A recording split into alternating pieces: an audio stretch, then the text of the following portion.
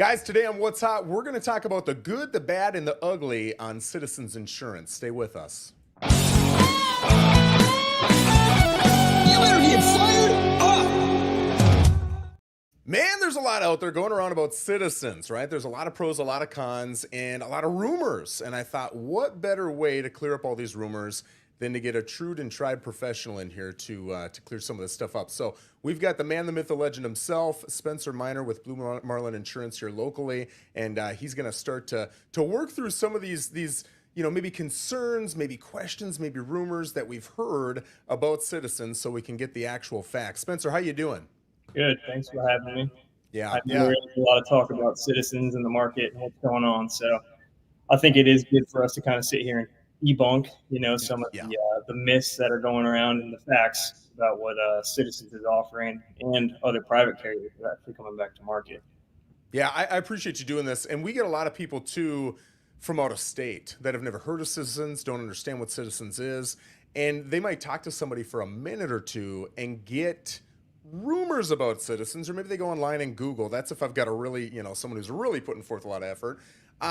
This will be a video I'll probably share with a lot of clients. So I want to tell you how much I appreciate you taking time out of your day to do this.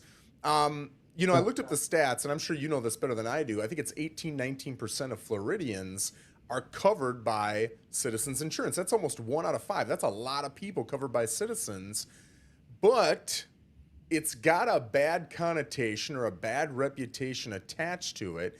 Can you share with everybody why you think that is? Yeah, I mean, as more and more people move to Florida with the market and kind of what we're seeing as far as the instability and what that looks like, a lot of people from out of town, you briefly mentioned it earlier when we were offline, they see that price tag and they say, ooh, I get a private carrier for, let's just say, $3,000. Citizens is coming back at $2,000. Yeah. But you got to kind of read between the fine lines and what Citizens is offering or not offering in their policy terms. So one of the things that is important is you remember they are a government-backed insurance carrier. So they're there because they have to be there, not necessarily because they want to be there. So now a lot of people don't understand is they're requiring flood insurance. So let's just say you're not in a high-risk flood zone, but you're going to have to pay an extra $1,000 to have that flood insurance. You're right there with the private market. So you should just go with the private market to begin with because they can, limit water damage coverage. They could also make you go with their preferred vendor. Let's just say you have a water claim. It's not necessarily you be a contractor. You're going to have to go with whoever Citizens recommends. Yeah. It's very important. And now they're part of the population program where they're trying to get everybody out of Citizens and into the private market. So with your 20% of any other carrier, you're out of Citizens. That makes sense. So you had talked about first year 2, year 3, you could be twice the prices we offer in, just say 2023. Yeah. So you're given an example of maybe the price of this one is $3,000, but then Citizens is $2,000, so people go with that. But you had stated that there's some differences in coverages. What are the?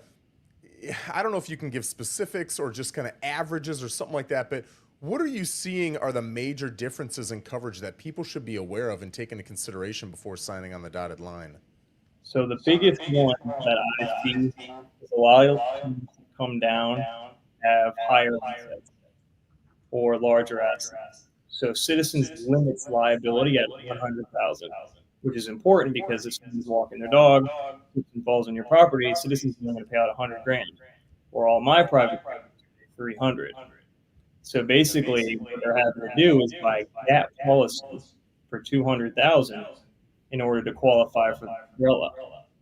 Because in Florida, for you to qualify for an umbrella, you have to carry $250,000 on your auto. And you have to carry $300,000 for your homeowners insurance. So basically, with a Citizens policy, you're not eligible for the liability policy. You need to kick in over that $100,000. So there's another $500 to pay just to get to $300,000 on liability, which one of my private carriers already offered from the get-go. So that is huge.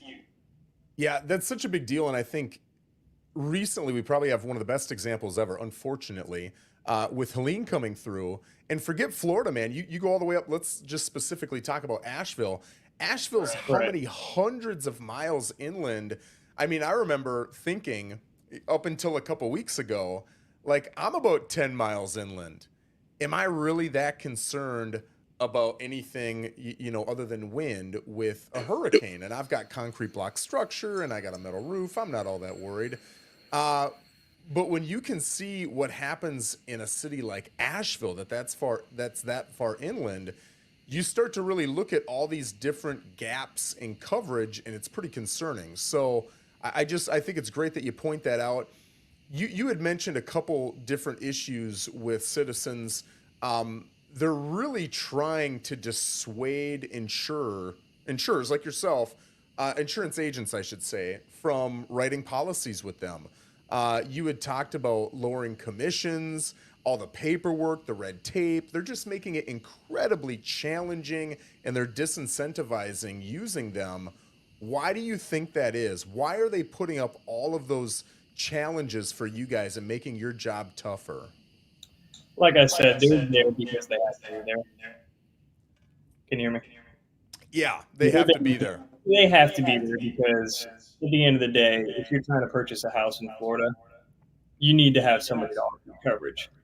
So, long story short, all these carriers that we're writing, they take a huge loss in a certain zip code. They're going to say, hey, let's pull back the reins a little bit in 32963, whatever area you're in, Yeah. and then we're going to write into a different part of the state. Citizens stepped in and said, hey, we'll offer competitive pricing. And that got a little out of hand probably 2 years ago. I would say, yeah, go with Citizens. You know what I mean? You're saving half the price. But now all these carriers are coming back to market. So, for example, Frontline just came back last week or 2 weeks ago. They're writing houses 50 years newer, and they're writing metal and tile roofs up to 30 years old. That was unheard of. No one's writing that anymore. Yeah. So now I'm able to actually give my clients a good company, a company that I trust, Yep. and they're able to give them good guidelines as far as, hey, we're going to come out, we're going to do a post inspection. We see something wrong with your roof, we're not going to set you up for cancellation just like Citizens would. I've Yeah. seen Citizens come out there, do post inspections, they see one cracked tile, you're canceled. Sure. Things like that. So it's getting very tough for my clients and very frustrating for agents. You know, they don't want us to have one thing out of place for them to be eligible with Citizens. Yep. So now we're starting to see the market stabilize, even with all these carriers. It is advantageous for these carriers in Florida just because the premiums are still high. They're starting to come back to the market. Yeah. And I think they understand Citizens is getting out of hand. That's a good thing to see, because we were seeing the opposite of that for quite some time. So to see We them come were, back is different. Yeah. So one thing I had heard, I say this partially because I want you to correct me if I'm wrong, is I can't get a Citizens policy unless every other policy available to me is at least 20% higher. Is that correct? So that's correct. There is a lot of, I don't want to say agents, but agents that'll just automatically go to Citizens without quoting the private market, Yeah. just because they know it's going to be the cheapest. And guess what? They're going to get a call back from the client. Yeah. But in our Citizens, you're supposed to approach the other carriers and say, hey, they were all 20%, but Citizens only requires one proof that it was higher than 20%. So you can go to one of the 15 markets, and the first quote that's, let's just say we're talking about that $3,000 rate, they send a $5,000 quote to upload to Citizens saying, hey, it's true, it's 20% higher, but you also uploaded the carrier that's got the highest rates in Florida. Obviously, it's not that high. So that's kind of the navigation you got to work through with other agents, and just the transparency I want from my clients saying, hey, there is a market available. You don't have to go with Citizens anymore. But some agents just, hey, I'm hungry. I want to write with Citizens as much as I can. And they'll learn after year 2, 3 that, they're a tough carrier to deal with. Is there anybody that you think Citizens is a good product for? You would recommend it? So yeah, that's a good question.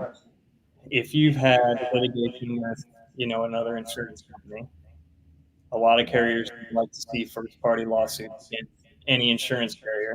Citizens will take that. If you've had a prior water claim within 3 years, not a lot of private carriers will write that. Citizens will. But if you're going from out of state, and this is, a clean risk, meaning it's newer construction, newer roof, there's no reason for you to go to Citizens. Because I did a quote 2 days ago was a 2020 construction house, and they said, "Hey, I got an agent that sent me a citizens quote." I said, "Everybody in Florida wants to write the new construction. Why would you send a citizens quote? It just doesn't make any sense." Yeah. But the premium was probably $200 cheaper than mine. So, Yeah. like I said, there are stipulations, but 9 times out of 10, if you can go with the private market, I would strongly recommend Yep.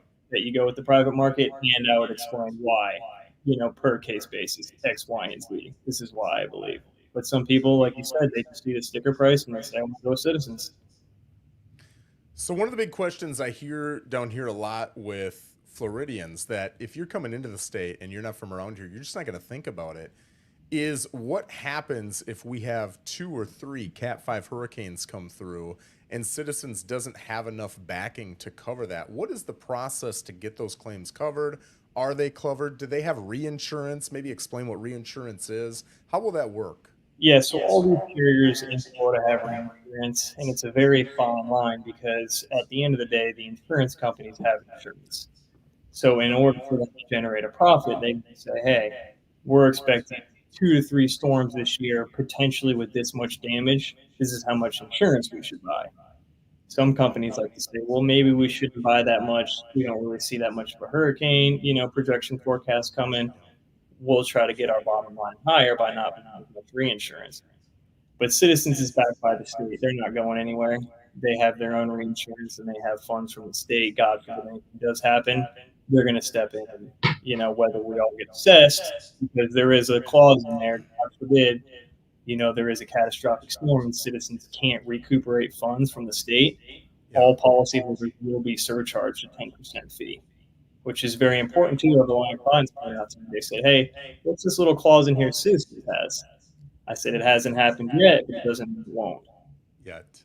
So, yeah, exactly. And hurricane season's not over, and there's still 2 storms spinning out there. I know. Yeah, I see one's coming. So I heard this one time, and I don't know if it's true, and you might have just mentioned this. Maybe I missed it.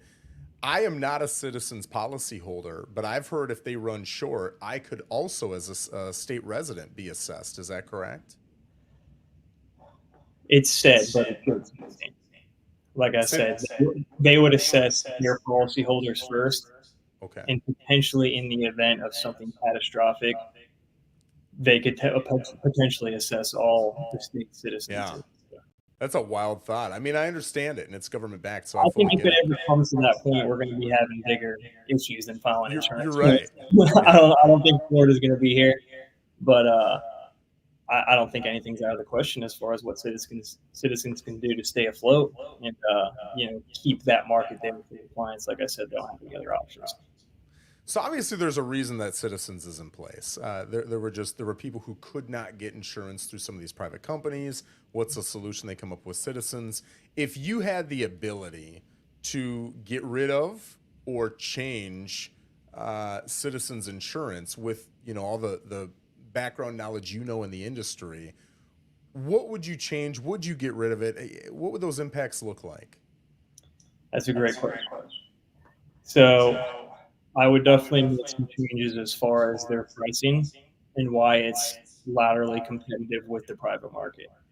So I think it should be higher in any cases. So for example, like I said, they can only quote up to $699,000 with certain houses in Palm Beach County, Martin County, meaning they're not doing the higher value houses. Yeah. I think maybe they should lower that a little bit. Even if people say, "Oh, 700,000 it's nothing," but still, we need to accommodate for people in the $300,000 to $400,000 range that don't have any other markets, and they're still getting quotes at $7,000-8,000.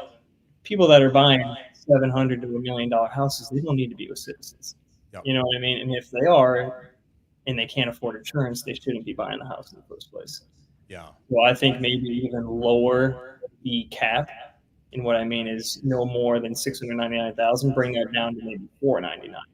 Yep. And then that'll drive more competition for the private market. In theory, it'll start stabilizing the market and then bringing even the rates down. So that's what and obviously this is a mythical situation here where I'm making you the governor of Florida, but You had said you would raise prices, which I completely understand, and lower the cap, which I completely understand. With those raised prices, would you force Citizens to also have certain minimums that match private companies' minimums?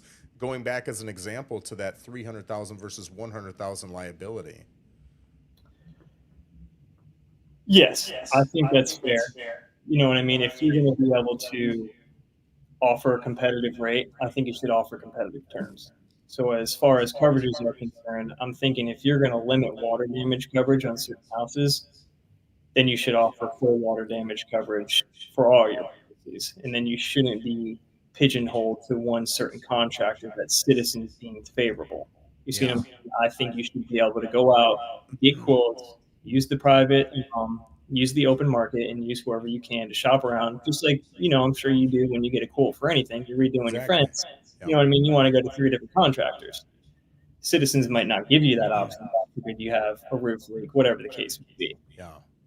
So I think that is um, definitely something that I would do if I was, in charge of Citizens. So this question is maybe my favorite, and I've probably asked a dozen people this over the years.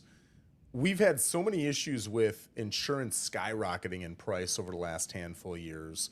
We've had a lot of roof problems, i.e., if you've got a shingled roof and you tell me you're the pro, but 15 years, 18 years old, good luck getting insurance. Right. And even, metal and tile have been problems to an extent, not nearly the same. And it's probably the biggest issue in Florida. It's certainly one of them. What do you see? Obviously, the problem is we just have a ton of bad weather, more than anybody. What do you see as a potential solution as an insurance agent that maybe the rest of us aren't seeing, or maybe we are seeing? Yeah. So when I first got into insurance about 10 years ago, it was 25 years were the eligibility for shingle roofs, which is what I believe shingle roofs could probably last 25 Yeah. years. Metal and tile roofs were 40 years. I actually think they were accepting metal roofs 50 years and older. Yeah. 50 years. Which you think of a metal, that probably lasts forever as long as the underlayment's fine. Yes. Yep. So what really happened is the contractors getting out of hand as far as knocking on doors, the roofing contractors in particular. Anytime there was any sort of storm, guess what? You're knocking on the door. Hey, your neighbor over here just got a new roof. We can get you a new roof. You just have to call the insurance company, file a claim. Whether it's legitimate or not, I don't know. But I've seen people and videos of people going on the roof, throwing off shingles, trying to Yep. inflate their claim. So what happened is all these insurance companies are being taken to court by the roofers, and then vice versa. They're suing each other, and at the end of the day, the insurance company just have to roll over and pay because of this litigation cost isn't worth it anymore. You know what I mean? We could have paid the roof 4 times over, but they don't want to be known as the company that just rolls over and pays roof claims. Yeah. So what happened is they've really had to crack down on the age of roofs and what they're being, allowed in certain cases. So I don't know if it answers your question, but I don't know what really can be done as far as the age of roofs and what I think is sufficient. I'm not a roofing contractor. I'm just an insurance agent. But from my standpoint, my metal roof's 20 years old. I just had it re-screwed, and the roof's totally fine. We just went through those 3 hurricanes, and I didn't have one drop of water in my house. So I think it may be case by case basis. Hey, maybe you're assessing each year, every other year, get a 4-point inspection from a notable inspection company. And say, hey, Yep. this roof's still in good shape. Can you Yeah. re-offer terms instead of just flat canceling? So maybe we do something to cater to each client. Yep. Yeah, I like that. Now, I had heard, I'm not educated on this, and I don't know if you will be either, but I had heard that I think it was DeSantis is proposing, or maybe it's already through, legislation that if, you had talked about some of these lawsuits, and even if they're frivolous, the insurance companies won't move forward with them because of all the litigation costs. He had come up with legislation stating that, okay, you obviously can still take people to court, but if you're going to do so, you're not able to recoup your attorney's fees. Or there was something in that legislative bill Are you aware of what I'm talking about or no? Yeah, and it did pass. So that's why we're starting to see some fruit of it. That's why some of these carriers are coming back to market. Because what happens is, pretty sure, don't quote me on this, but when you take an insurance company to court, they are able to charge twice the price for litigation when Of suing an course. insurance company. Sure. So that's basically why the insurance companies are saying, hey, it's not worth it. But that bill did pass, and we, like I said, we are seeing some fruit of it. Like Frontline, I said, they were only writing 10 years and newer in construction in Palm Beach County, 10 Yeah. years and newer, which is 1 or 2% of the houses right now. But now they're 40 years and newer, or 50 years and newer, writing 30-year-old roofs. So that was unheard of last year, 2 years ago. So once, and I think Frontline kind of takes charge, Frontline's another insurance carrier, I think these other carriers are going to follow suit. I like So that. I'm optimistic for the market. Good. Okay. Well, this is all good news, man. Everything I'm hearing, I like. That's It great. is good. I like to be positive just because it's been so doom and gloom for so many Yeah. years. And I'd hate to get to the point where it affects the real estate market because, No. hey, I'm not going to be able to get insurance. That's the last thing I want as an insurance agent. Somebody sitting at the table or the closing table and they say, hey, we can't get you closed on insurance because it's 3 times what we expected in your debt to income or whatever Yeah. the case may be, and then I blow up the deal. That's the last thing I want. And I think 100%. these carriers are starting to understand that. Yeah. Well, Spencer, let me ask if somebody wants to reach out to you. Are you on social media? Do you have a phone number you want to share?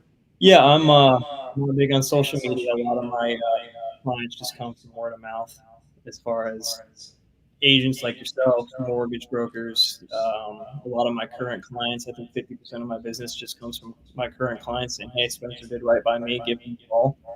So you can reach me at 855-721-7283, and that's the office number. Awesome. I appreciate that. And I'll give you a shout out too. I mean, we as a team have used you for a while now. And one of the reasons that you work with anybody is because they answer their phone, they're hardworking, they're honest, they treat our clients well. That's what we want. We want to look good by giving you recommendations for wonderful people. 100%. And Spencer's one of those people that we know when we hand somebody off, they're going to be in good hands. They're going to get great rates, a great policy. And he's not just going to sell you the cheapest thing. He's going to sell you the thing that makes the most sense for you. And that's what we want. Because what we don't want is a call two years from now when that hurricane hits, and all of a sudden the guy that we recommended sold them an insurance policy that barely covers anything or maybe doesn't cover everything. So I just, Right here. Yeah. It's ringing all day, and I never try to miss a call. So I we like to appreciate you. get my phone out. God forbid something does happen. Yeah. I'll pick it up. Yeah. Well, thank you again, both personally and as a community, just for educating on all this. I think it's a big, big topic right now. It sounds like some things are going in a good direction, which is awesome. This is probably the only positive conversation I've had around insurance in the last couple of years. So I really appreciate it. Maybe we'll have you on in another year or two, and you can kind of give us an update if you'd be open to that. Yeah. But it'd be cool to hear some of those things come to fruition. So, again, thank you, guys. If you want to get in touch with Spencer, you've got his phone number there. Like I said, save it. You're going to have friends who need a recommendation for somebody. I'm telling you, I've used him for a while, and he's absolutely phenomenal. You can see he's very educated on all these different topics, and he's looking out for your best interest, not just to sell you the cheapest policy out there. So, again, thank you very much, and have a wonderful day. Yeah, thanks for having me, Jeff. All right, take care. See ya.